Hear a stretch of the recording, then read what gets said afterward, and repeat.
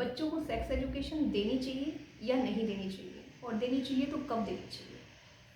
ठीक है, तो अब कुछ पेरेंट्स ये भी बोलेंगे कि आजकल तो ये करिकुलम का हिस्सा है, स्कूल में बता दिया जाता है, लेकिन क्या जो स्कूल में बताया जा रहा है बच्चों को वो काफ़ी है, या as a parents, as a mother हमें भी कुछ स्टेप्स लेने चाहिए, हमारी भी कोई जिम्मेदारी है।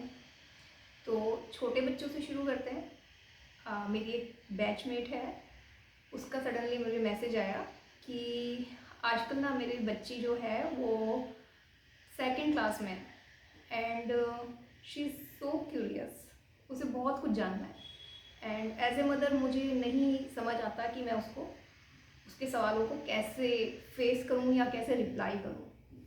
तो मुझे लगा कि चलिए आप सबके साथ ही शेयर कर लेते हैं। तो सबसे पहले तो जो उससे शुरू करते हैं कि बच्चे को कब सेक्स एजुकेशन कब देनी चाहिए, क्या अप्रोप्रिएट एज है सेक्स एजुकेशन देने की बच्चों को। तो देखिए, इसकी कोई एज नहीं है।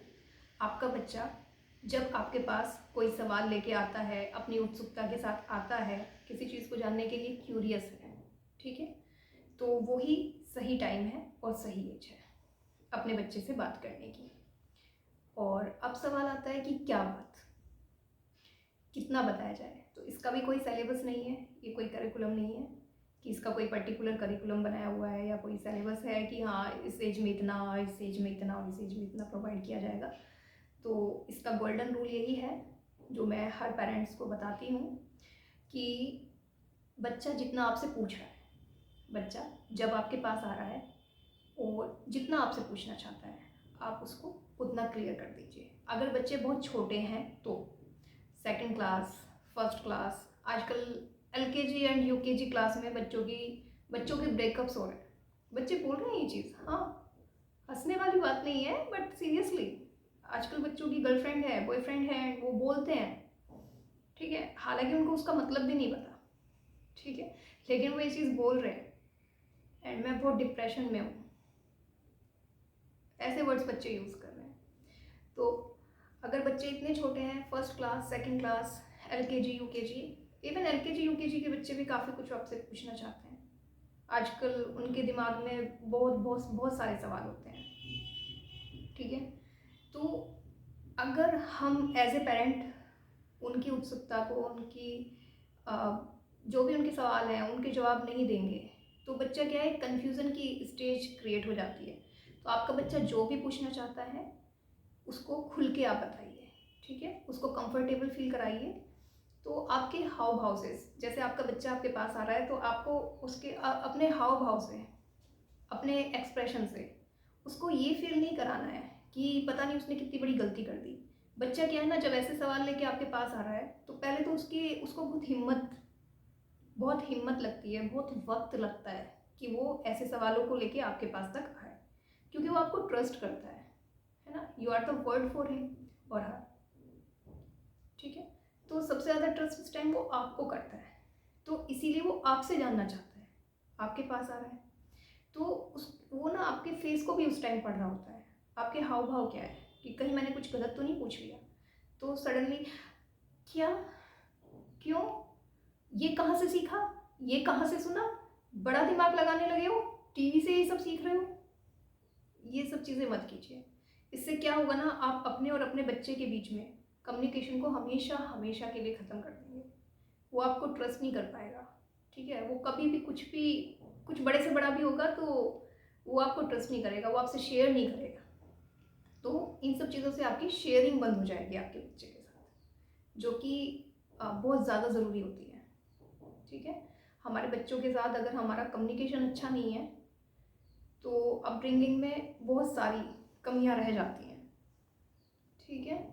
तो सबसे पहले तो हमने क्लियर कर दिया कि कब बताना है, तो मेरे ख्याल से मैंने क्लियर कर दिया, आप सबको समझ आ गया होगा कि जब बच्चा आपसे पूछे वही सही एज है और वही सही टाइम है। और क्या क्या बताना है, जो बच्चा आपसे पूछ रहा है बस, अगर छोटा बच्चा है तो उसको उतना ही बताना है। अब आ जाते हैं बड़े बच्चों पे।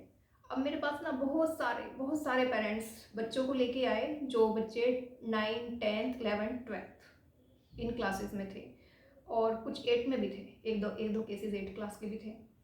तो पेरेंट्स इस शिकायत के साथ लेके आए बच्चे को कि आजकल ये बहुत बदतमीज हो गया है, उल्टा जवाब देता है, अपने पापा को तो ना ये देख के खुश नहीं है, ठीक है, इसका बस चले तो खून ही कर दे, और हमेशा जवाब उल्टे देता है, बहुत गुस्से में रहता है। पहले तो गुस्सा नहीं आता था मैडम, अब पता नहीं क्या हो गया इसको। तो हम ऐसे बच्चों के साथ, देखिए हमें तो पता होता है, लेकिन वही है, हमें सिखाया जाता है कि जब हम एक उंगली किसी की तरफ करते हैं तो 4 उंगलियां हमारी तरफ होती है। तो हम एकदम से ऐसे कोई जजमेंट पास नहीं कर सकते। तो हम काउंसलिंग लेते हैं, कुछ टेस्ट होते हैं वो करते हैं, ठीक है। उसके थ्रू जब वो सब चीज़ें आते हैं कि प्लस ये हमने टेस्ट किया, ये फिर ये ड्राइंग का टेस्ट किया, ये किया, इन सब में एंड प्लस जो हमारा एक्सपीरियंस और जो हमारी क्वालिफिकेशन है वो सब मिलकर ये चीज़ बता रहे हैं। तो इस तरीके से पेरेंट्स के सामने रखनी होती हैं चीज़ों को।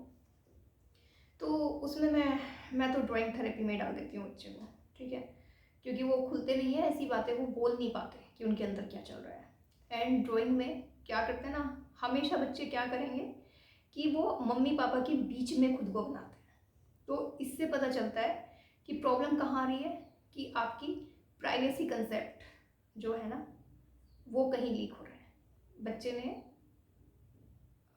ऐसी स्थिति में आपको देखा है कि जिसका असर उसके ऊपर पड़ गया। अब लड़के हैं तो वो माँ के लिए बहुत ज़्यादा, मतलब माँ उनके लिए ऐसी चीज़ है कि उस टाइम तक बच्चे को सेक्स एजुकेशन का ज़्यादा पता भी नहीं होता है, ठीक है। तो वो अपनी मदर को उस वे में नहीं देखते कभी भी, इसीलिए तो उनको बहुत गुस्सा होता है उस चीज़ का, एंड वो सामने से आपको कन्फ्रंट नहीं कर सकते। तो वो चीज़ें उनके एक्शन में निकल रही होती है। ज़रूरी नहीं है हर बार आपका बच्चा बदतमीज हो गया है, ज़रूरी नहीं है कि हमेशा वो गलत संगत में पड़ गया है, ठीक है, ज़रूरी नहीं है कि किसी ने उसके कान भर दिए हैं, ज़रूरी नहीं है कि उसके अफेयर्स चल रहे हैं। तो कभी कभी हम भी अपनी प्राइवेसी के मामले में कुछ गड़बड़ हो जाती है, ठीक है, कुछ लूप होल्स रह जाते हैं।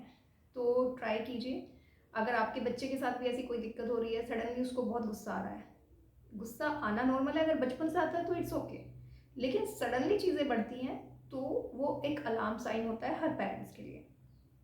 तो आप एक बार काउंसलर से या किसी साइकेट्रिस्ट की ज़रूरत नहीं होती एकदम से, किसी भी साइकोलॉजिस्ट से आप कंसल्ट करें, ठीक है। ये बहुत बड़ी बात है, अगर अचानक से आपके बच्चे के बिहेवियर में कोई भी चेंज आ रहा है तो उसको एक अलार्म साइन समझ के आप लोगों को उसको फेस करना चाहिए, उसके बारे में बात करनी चाहिए, और अगर ज़रूरी लगे तो आप किसी काउंसलर या साइकोलॉजिस्ट की सलाह ले सकते हैं, लेनी ही चाहिए, इट्स अ मस्ट, ठीक है। और अगर आप हम लोगों से कांटेक्ट करना चाहते हैं तो जो हमारा फ़ोन नंबर है, व्हाट्सअप नंबर है, वो आपको डिस्क्रिप्शन बॉक्स में मिल जाएगा, तो आप वहाँ से भी हम लोगों से भी कांटेक्ट कर सकते हैं। तो आई जस्ट होप कि आज की वीडियो आपके लिए बेनिफिशियल रहेगी, आप लोगों को हेल्पफुल रहेगी। तो चलिए मिलते हैं अगली किसी ऐसी ही वीडियो के साथ, तब तक के लिए